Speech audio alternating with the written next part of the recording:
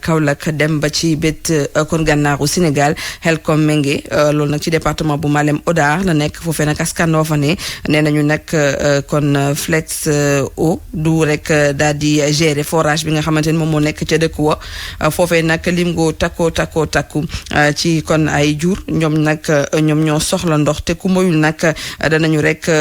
daal di ami jafe-jafe ngir mën a matal li ni mel askan bi nag nee nañ duñ ci dem tey duñ ci dem ëllëg ñu dem ca Malem Hodar ànd ceeg Omar Ndiaye. mat nañu fukki dëkk ak juróom-ñett ak juróom-ñeenti winde yu mag dëkk ci àll Xelkom bi ñoom éleveurs yi nee nañu seen forage bi lee xalaat ñu ko jébbal ci loxoy kenn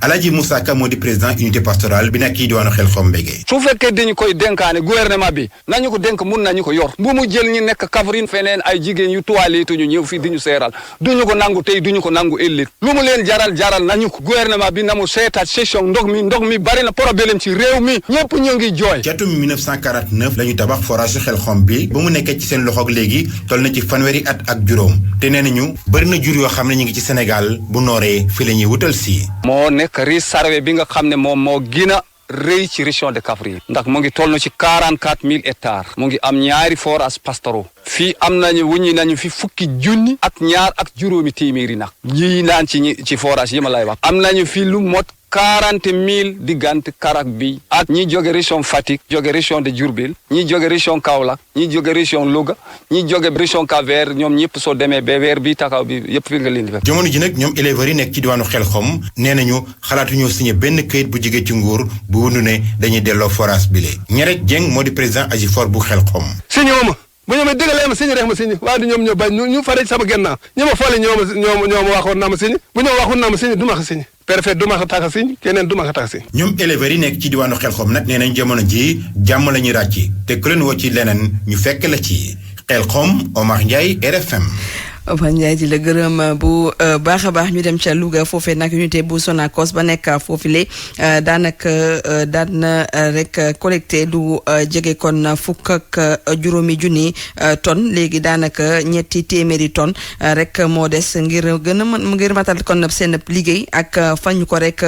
teggoon lu toll nag ci ñaari téeméeri ndaw nekk foofee ca Louga la ñu rek daal di jël ngir ñu daal di matal liggéey bi Abraham Paul Pouy.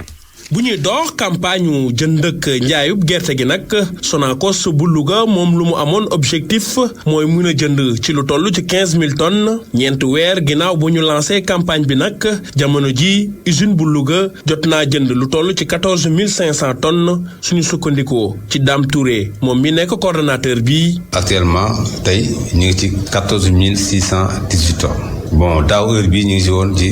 3600 tonnes ba léegi daal ñu ngi continuer di réceptionner li ñu desee daanaka ay 300 tonnes la 300 nangam tonnes. looloo tax nag ba usine bu Louga nag daal di door di xolli gerte gi ñu daal di jël ci lu tollu 200 ci ay ndaw ngir ñu mën a liggéey ci Sonacos bu Louga. li ñu jënd lépp fii bëgg na ko xolli fii bon fii la recruter nañ ay nit ñoo xam ne presque ëpp de 200 personnes ñëpp ci région Louga dañ bokk parce que quand même comme ni ma ko waroon waxee waa Louga ñoo fi indi gerte gi donc seeni doom lañ jël puis déjà même loolu sax lan leen waxoon bu ngeen indi gerte gi créer ay emploi seen doom ñoo fi liggéey c'est pourquoi ñoo taxoon ñu accepter indi seeni gerte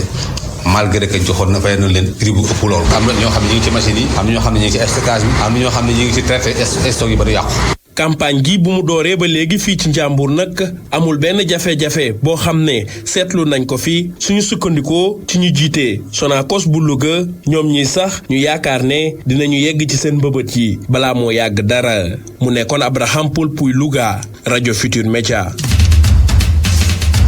RFM bitim réew. RFM bitim réew dañuy dem ba Guinée Bissau foofee nag ka fa toogal secrétaire général bu Nations Unies pour l'Afrique kon sowu jant Sahel moom di Mohamed Ibn Chambas moom nag tey dem ci àjjuma ji gën na dëggal ne ñoom waa ONU nañu fas yéene kon daal di jàppale bu baax a baax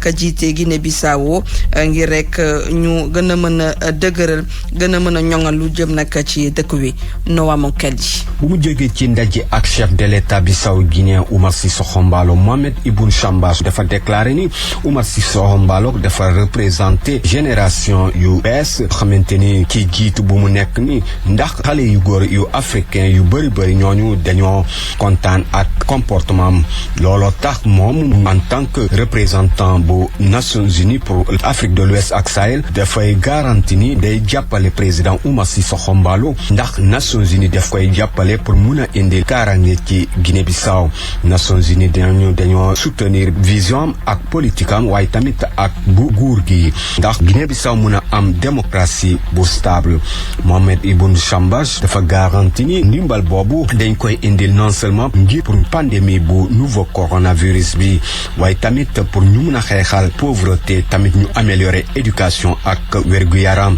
tamit ak condition économique yu population yu Guinée-Bissau xamante ni du ñu fàtte ay xale yu góor yi tamit ak jigéen yi. ñuy fàttale ko ne représentant bu secrétaire général des Nations Unies pour l'Afrique de l'Ouest ak Sahel day jeexal fonction ci fin mars bu ñu nekk ni ci atum 2021. Nuamène Guinée-Bissau, RFM.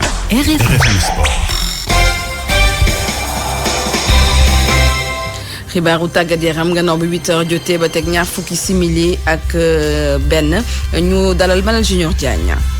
jàngeen jëf ñu daal di tàmbali tàggat yaram gi ak fukkeel bi journée ak benn championnat national ci samedi gi benn jongante képp la noo tëgg ngir tijji yëf yi ne Dakar Sacré-Cœur takkusaan laa laale ak équipe bu ñaari tali loola ca Alassane Djigo lañ ko amal la des ca jongante yee ne dimanche la nar a doon Cneps Excellence moo ca laale ak waa Mbour Petite Côte AS Pikine daje ak waa Jambar Génération Foot ak waa AS Douane daanu amal itam match Stade de Mbour ak Teungueth FC Gorée laale ak waa Njambour ca Ziguinchor moom Casa Sport moo fa daje ak équipe bi di Jaraaf bu Ndakaaru ci classement bi jàppale ni Douane moo jiitu ak Jambar ñoo tollooy poñ ku ne am nga fukk ak juróom-ñeent Génération Foot moo ca topp am na fukk ak juróom-ñett si wàllu Ligue 2 Sénégal itam daanu tàmbali bés ni aser ji seen fukk ak beneen bi journée ne ñetti waxtu Africa Promo Port daanu laale ñii nag di waa EJ Fatick ñoom daanu suwe ak waa Kër Madior Amitié FC itam dina dajante ak waa Renaissance bu Ndakaaru Linguère bi jiitu moom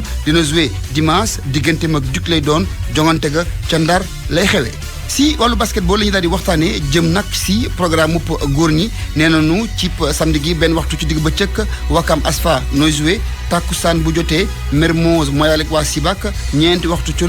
Louga basket dina laale ak équipe bii di AS Douane ca Thiès itam ne AS Thiès moo jalaale ak waa Saint-Louis basket club. si jigéen yi itam ñu jàpp ni 11h ci suba si bopp mooy joué ak waa ISEG Sport Mbour ak Saint-Louis basket club CMT daje ak waa ville de Dakar loolu ca Ziguinchor lay doon ASFO ak Sandark bu Ndakaaru ca Ndar UGB moo fa joué ak waa Jaraaf saltige itam dina dajante ak équipe bi di Dakar Université Club.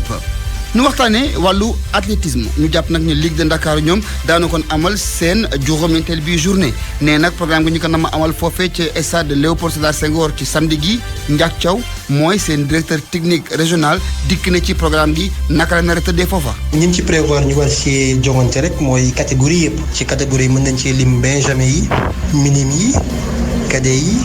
junior yi ak senior yi donc ci li nga xamante ni moom la ñu prévoir nag pour ci wàllu joŋante boobu ci épreuve yi benjamin yi ñoom ñi ngi war a def li ñuy wax saut en longueur ak 1000 mètres minime yi war a def saut en hauteur ak 1000 mètres nga xamante ni ñoom la ñuy woowee cadet yi ak junior yi ak senior yi ñoom ñi ngi war a joŋante ci 100 mètres ci 100 mètres et ci 110 mètres et ci 400 mètres ci 1500 mètres mais aussi ci lancer de disque ci triple saut ak ci relais bi ñuy wax relais 4 fois 100 mètres loolu mooy li nga xamante ni mooy épreuve yi nga xamante ni ñoom la ñu prévoir ci joŋante bi war a am mu nekk reprise activité Ligue bu Dakar